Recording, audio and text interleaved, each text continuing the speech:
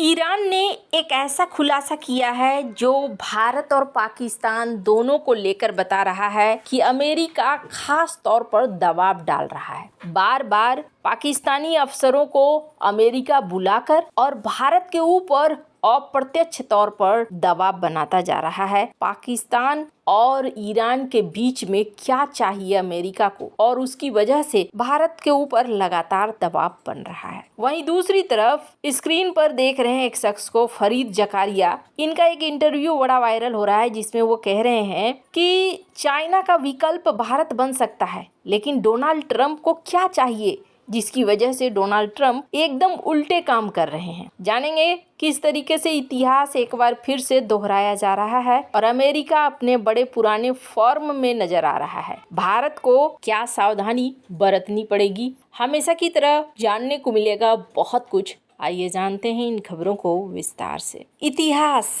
जो मैंने पहले भी कहा है, कई बार इतिहास दोहराया जाता है और एक बार फिर से इतिहास दोहराया जा रहा है। ये जो डोनाल्ड ट्रंप दिख रहे हैं ना, लगता है कभी कभी अजीब तरह की हरकत कर देते हैं। ये हैं बड़े चालाक, बड़े शातिर किस्म के हैं और वो देखने को मिल रहा है। फरीद जकारिया, इन्होंने एक बयान दिया और इस बयान में इन्होंने ये कहा कि मुझे समझ में नहीं आता है, चाइना का विकल्प अगर कोई बन सकता है तो वो बन सकता है भारत। लेकिन भारत के तरफ जो डोनाल्ड ट्रंप कदम उठा रहे हैं, सिर्फ व्यापारिक दृष्टिकोण से नहीं, रणनीतिक दृष्टिकोण से भी ऐसा लगता है कि भारत के खिलाफ ही वो कदम उठा रहे हैं। जैसे भारत के ऊपर सबसे ज्यादा टैरिफ लगा रखा है। उसके बाद ये भी देखने को मिल रहा है कि भारत के ऊपर रणनीतिक दबाव बनाने के लिए भारत के जो प्रतिद्वंदी है पाकिस्तान, उसकी तारीफ पे तारीफ किए जा रहे हैं, खुलकर तारीफ किए जा रहे हैं। आखिर ऐसा क्यों हो रहा है? डोनाल्ड ट्रंप के काम करने के तरीके से ऐसा लग रहा है जैसे जानबूझकर भारत के ऊपर दबाव बनाया जा रहा है, जबकि भारत चाइना का विकल्प हो सकता है। वैसे आपको बता दूं, चाइना का विकल्प हो सकता है, ये बात 16 आने सच है। क्यों? क्योंकि एक तो भारत की जो जनसंख्या है वो जवान जनसंख्या है और चाइना की जनसंख्या बूढ़ी होती जा रही है। रोबोट पर बहुत लोग कहते हैं कि जल्दी ही चाइना रोबोट पर शिफ्ट हो जाएगा, उसे फर्क नहीं पड़ेगा। इतना आसान नहीं है। फिर भी आपको उन रोबोट्स के संचालन के लिए आपको आबादी चाहिए, जो आबादी अब बूढ़ी आबादी ज्यादा है और यंग जनरेशन कम है। दूसरी चीज जो चाइना की है, इकोनॉमिक स्टेबिलिटी अभी थोड़ी हिली हुई है। काफी बड़ी अर्थव्यवस्था है, इसलिए पता नहीं चल रहा है, लेकिन जिस दिन वो धराशायी होगी उस दिन बुरी तरीके से धराशायी होगी। तीसरी बड़ी चीज ये है, चाइना के जो अब बहुत सारे सहयोगी हैं वो धीरे धीरे कमजोर हो रहे हैं और चाइना का जो व्यक्तित्व है वो लोगों को अब परेशान भी कर रहा है। बहुत सारे देश हैं जो चाइना से दूरी बनाए रखना चाहते हैं। इसके उलट भारत की बात करें तो WDMMA ने कहा कि भारत की जो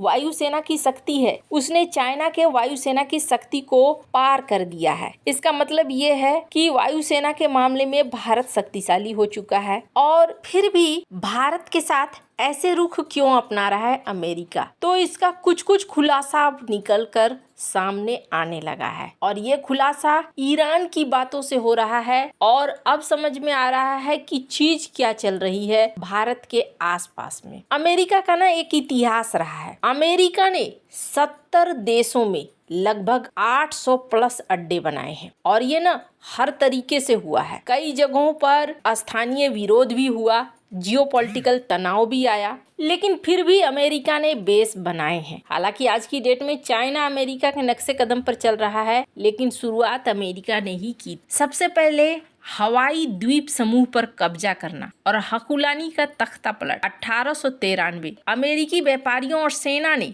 हवाई की रानी को घर में नजरबंद कर दिया। अमेरिकी नौसेना के जहाज USS बोस्टन ने 162 सैनिक उतारे जिन्होंने राजधानी होनोलुलु पर कब्जा किया। ये गैर लड़ाकू अमेरिकी सुरक्षा के नाम पर किया गया था। परिणाम 1898 में हवाई को अमेरिका ने अपने में मिला लिया और ये प्रशांत महासागर में अमेरिकी विस्तार का प्रतीक बन गया। आइसलैंड पर कब्जा 1941।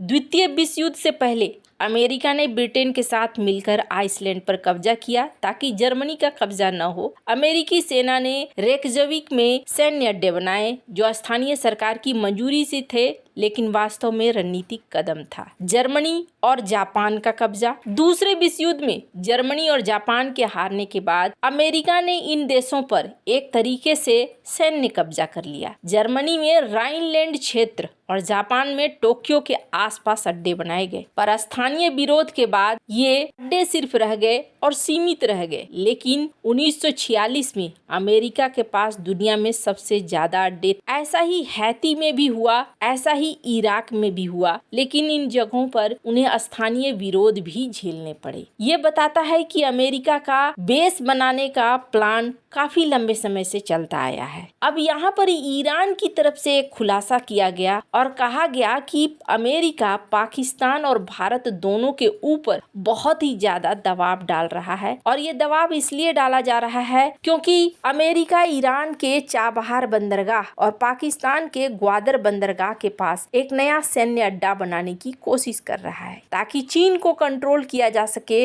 और इस क्षेत्र के व्यापार और ऊर्जा मार्ग पर अमेरिका की नजर हो सके। अमेरिका इस चीज को लेकर काफी तेजी से आगे बढ़ रहा है। ये कहना है आयतुल्लाह खामनई के सलाहकार अली अकबर वेल्याती का। वेल्याती ने यह दावा किया है कि एक सैन्य अड्डा बनाना चाहता है, जिसकी वजह से अमेरिका दबाव डाल रहा है भारत के ऊपर भी और पाकिस्तान के ऊपर भी। वैसे आप जरा देखेंगे ना, जिस तरीके से चल रहा है, ऐसे में थोड़ा लग तो जरूर रहा है। ऐसी ही सैन्य अड्डा बनाने की खबर आई थी बांग्लादेश म्यांमार के पास भी, और ऐसा ही सैन्य अड्डा बनाने की बात आ रही है गाजा के अंदर भी। अमेरिका का सैन्य बेस बनाने की बात हो रही है। सीरिया में भी ये देखने को मिल रहा है कि सीरिया के जो शासक हैं सारा, अभी उनके साथ मुलाकात हो रही है डोनाल्ड ट्रंप की। यह मुलाकात भी बहुत अच्छी बताई जा रही है। ऐसे में कहा जा रहा है कि लगातार अमेरिका अपने प्रभाव को बढ़ाना चाहता है और इस वजह से कहीं न कहीं भारत के ऊपर भी दबाव बनाया जा रहा है कि भारत इस कार्यक्रम में कहीं भी किसी भी प्रकार का बाधा न क्रिएट करे। कहा जा रहा है कि भारत के ऊपर एक तरफ टैरिफ और दूसरी तरफ पाकिस्तान का रणनीतिक दबाव इसलिए भी बनाया जा रहा है कि किसी तरह की समस्या अमेरिका के पूरे प्लान में न आए। वैसे पश्चिमी पोर्ट को लेकर एक खबर आई थी, आपको याद होगा, जिसमें मीडिया में ये प्रचारित हो गया था कि पाकिस्तान ने पश्चिमी पोर्ट ऑफर करा है अमेरिका को, और ये वो चाहते हैं कि रेयर अर्थ मटेरियल की डील के लिए इस पोर्ट का इस्तेमाल हो। कहते हैं धुआं वहीं उठता है जहां आग लगती है, तो यहाँ भी कुछ सीन वैसा ही लग रहा है। आगे क्या होता है ये देखने वाली बात होगी। आपको क्या लगता है भारत के ऊपर इस तरीके से दबाव बनाने का कारण क्या हो सकता है? कमेंट कर अपनी राय जरूर बताएं। जल्द मिलते हैं अगले वीडियो में नई खबर के साथ।